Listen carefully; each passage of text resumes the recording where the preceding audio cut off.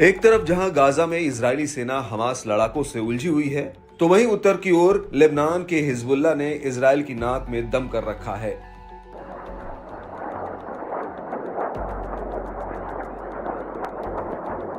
Lebanon में Israeli बलों की घुसपैठ के बावजूद हिजबुल्लाह के हमले कम होने के बजाय लगातार बढ़ रहे हैं। लड़ाके अपने एडवांस हथियारों से इजरायल के कोने कोने में तबाही की नई कहानी लिख रहे हैं। हिजबुल्लाह के हमलों के सामने इजरायल का एयर डिफेंस सिस्टम भी खामोश है। इजरायल से लेकर एडवांस ड्रोन अब आयरन डोम को चकमा देने में कामयाब हो रहे हैं।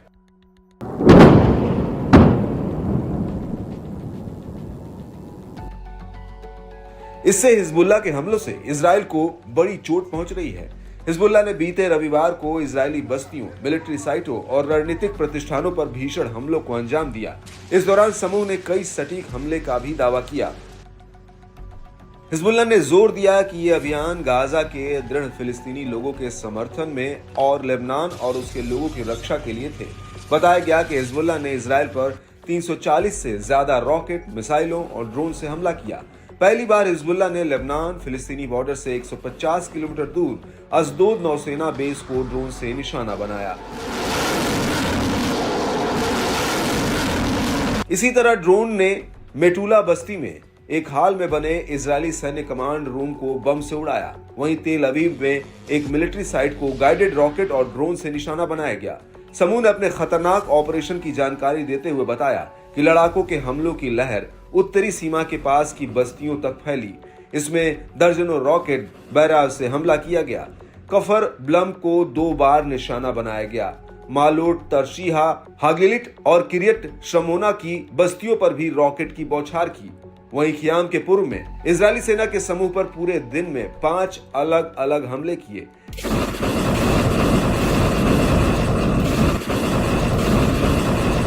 हिजबुल्लाह ने इजरायल पर अपने हमलों के पैटर्न में बड़ा बदलाव भी किया है। लड़ाके अब एक ही इलाके को अलग अलग समय पर दहलाने की ताक में रहते हैं। इससे इजरायली बलों को होने वाले नुकसान का दायरा भी लगातार बढ़ता जा रहा है।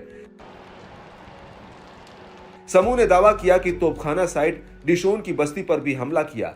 साथ ही केरेम बेन जिमरा, सफद और मेरोन की बस्तियों पर पूरे दिन हवाई हमलों की बौछार की गई।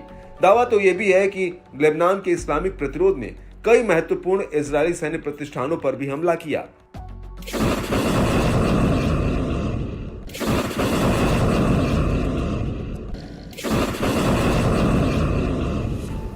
दावा है कि हिजबुल्लाह का यह हमला पिछले कई महीनों में किया गया सबसे खतरनाक हमला है। बताया गया कि कुछ रॉकेट इजरायली राजधानी तेल अवीव तक पहुंच गए थे। ताजा हमले में हताहतों की संख्या 11 पहुंच गई। वहीं कारों में आग लगने और इमारतों को भारी नुकसान की भी खबरें हैं। बता दें कि लेबनान के साथ संभावित युद्ध विराम समझौते पर बातचीत का दौर जारी है, मगर इसमें कोई खास सफलता मिलती नहीं दिख रही।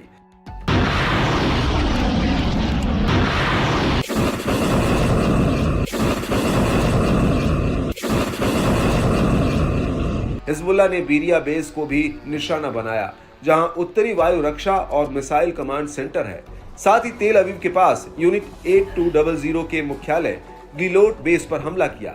बताया गया कि लड़ाकों ने एडवांस सतह से हवा में मार करने वाली मिसाइलों से इजरायली हर्मिस 450 ड्रोन को रोका। हर्मिस 450 ड्रोन को रोका, उसे पीछे हटने पर मजबूर किया। साथ ही हाइफा के उत्तर में एक मिलिट्री इंडस्ट्री बेस पर भी कई हमले किए। दादो बेस और मिशर बेस पर रॉकेट बैराज से हमला किया। इस दौरान हिजबुल्लाह ने इजरायल के भीतर रणनीतिक स्थलों को निशाना बनाने की अपनी ताकत का प्रदर्शन किया।